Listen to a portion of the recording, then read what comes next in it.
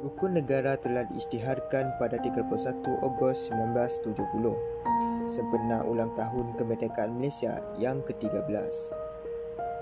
Rukun negara ini telah diisytiharkan oleh Seri Paduka Baginda Yang di-Pertuan Agong Almahrum Tuanku Ismail Nasiruddin Shah, ibni Almahrum Sultan Zainal Abidin yang merupakan Yang di-Pertuan Agong yang keempat.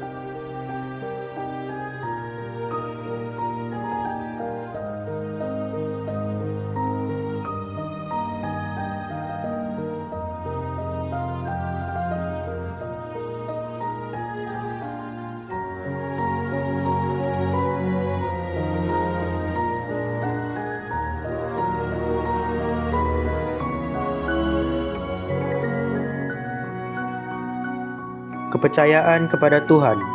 Menyedari kepelbagaian agama yang dianuti masyarakat di negara ini, kepercayaan kepada Tuhan dipilih sebagai prinsip pertama dalam rukun negara untuk rakyat berpegang teguh kepada kepercayaan masing-masing demi kebaikan bersama untuk membina negara Malaysia yang berdaulat.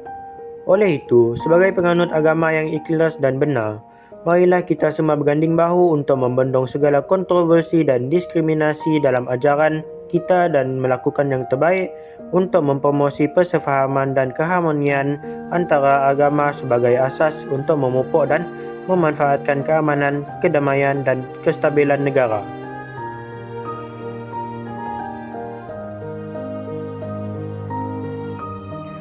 Kesetiaan kepada raja dan negara.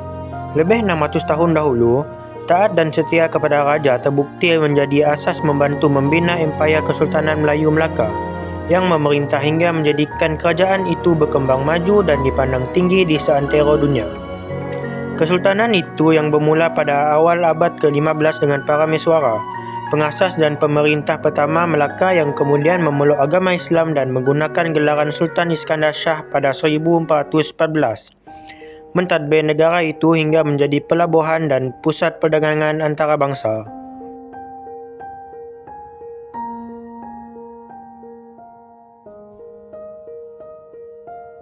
Keluhuran perlembagaan.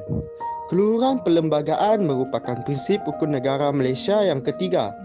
Keluhuran perlembagaan bermaksud ketertinggian perlembagaan atau ketertinggian undang-undang di Malaysia. Keluhuran perlembagaan Malaysia terletak pada kedudukannya sebagai undang-undang tertinggi yang menjadi sumber dan punca kepada semua undang-undang. Yang di-Pertuan Agong serta sistem pemerintahan kerajaan yang terdiri daripada badan perundangan, kehakiman dan eksekutif juga tertakluk pada perlembagaan persekutuan. Melalui konsep ini, tiada institusi yang dapat mengatasi ketertinggian perlembagaan persekutuan sekaligus menjadikannya sebagai pelindung kepada rakyat. Kedaulatan undang-undang. Dalam bahasa ringkas, kedaulatan undang-undang bermakna kerajaan dan rakyat keseluruhannya terikat oleh undang-undang dan wajib mematuhi undang-undang.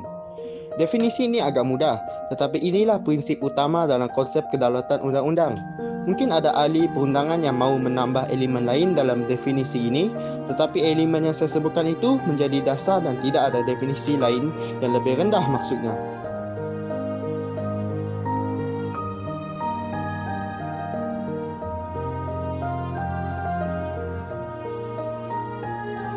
Kesopanan dan kesusilaan.